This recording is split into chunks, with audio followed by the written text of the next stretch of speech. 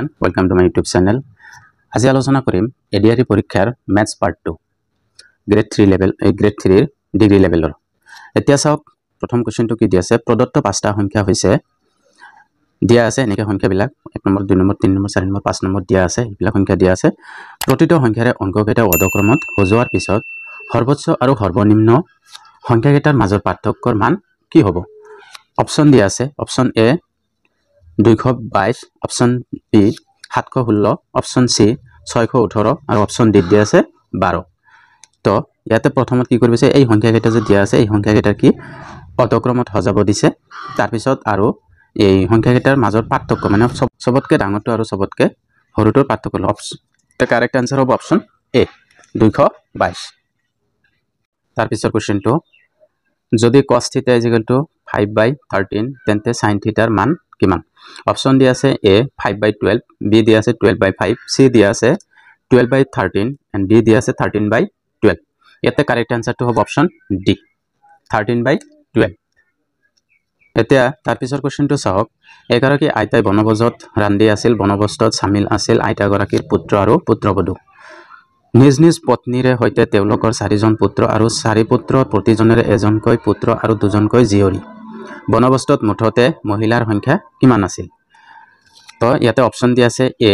8 B দিয়া আছে 12 সি দিয়া আছে 14 and ডি দিয়া আছে 10 ইয়াতে ডিটেইলছত মই এতিয়া বুজাব নোৱাৰিম তো কাৰেক্ট আনসাৰটো হ'ব অপশন সি 14 ডিটেইলছত লাগিল মই কমেন্ট কৰিব মই ডিটেইলছত বুজাই দিম এতিয়া পিছৰ কোৱেশ্চনটো চাওক দিগাত সমীকৰণ 2x² - 5x + 3 = 0 ৰ সমাধান কেইটাৰ মুঠ যোগফল হৈছে অপশন এ দিয়া আছে 2 অপশন বি দিয়া আছে 3/2 অপশন সি দিয়া আছে 5/2 and অপশন 5 ডি দিয়া আছে 5 এতিয়া কারেক্ট আনসারটো হ'ব অপশন সি 5/2 যদি ডিটেইলছত লাগে মই ডিটেইলছত বুজাই দিম পিছত তাৰ কোৱেশ্চনটো চাওক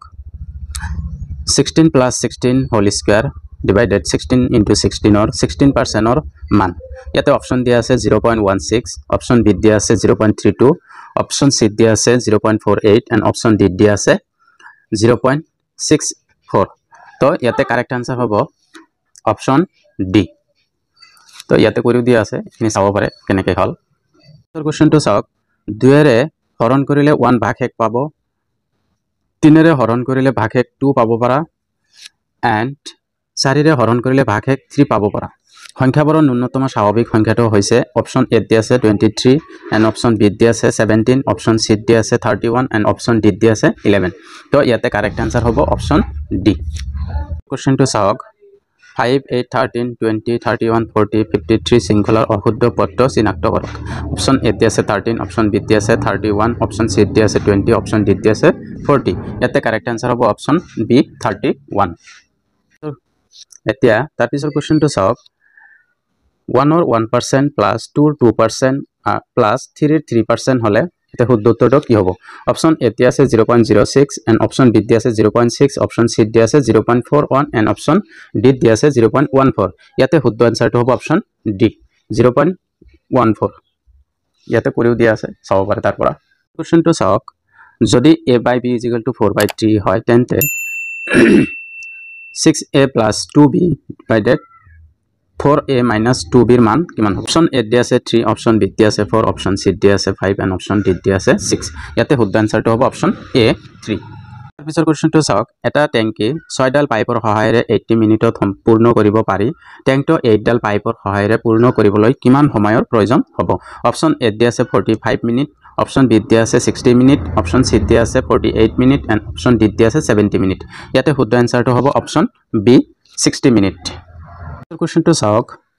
√0.09 plus √1.69 ৰ মান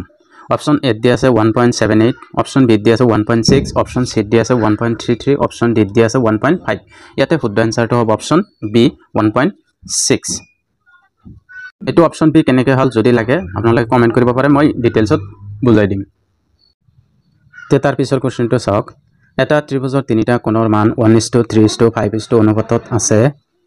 ত্ৰিভুজৰ বৃহত্তম কোণৰ মান কিমান হ'ব অপশন এ দিয়া আছে 70 ডিগ্ৰী অপশন বি দিয়া আছে 90 ডিগ্ৰী অপশন সি দিয়া আছে 120 ডিগ্ৰী and অপশন ডি দিয়া আছে 100 ডিগ্ৰী এতিয়া কাৰেক্ট আনসাৰটো হ'ব অপশন ডি কাৰণ আমি জানো এটা ত্ৰিভুজৰ তিনিটা কোণৰ সমষ্টি কিমান 180 ডিগ্ৰী এটা যদি 100 হয় তাৰ পিছবিলাক সৰু সৰু হৈ থাকিব তাৰ পিছৰ কোৱেশ্চনটো চাওক সৰল কৰা √51 প্লাছ আকৌ √134 প্লাছ 5 আকৌ √, এনেকৈ দিয়া আছে ইয়াতে অপশ্যনবিলাক দিয়া আছে A option 15 B option 12 C option 8 D option 16 ইয়াতে শুদ্ধ এনসাৰটো হ'ব অপশ্যন সি যদি এইটো ডিটেইলছত লাগে আপোনালোকে কমেণ্ট কৰিব মই ইয়াতে ডিটেইলছত বুজাই দিম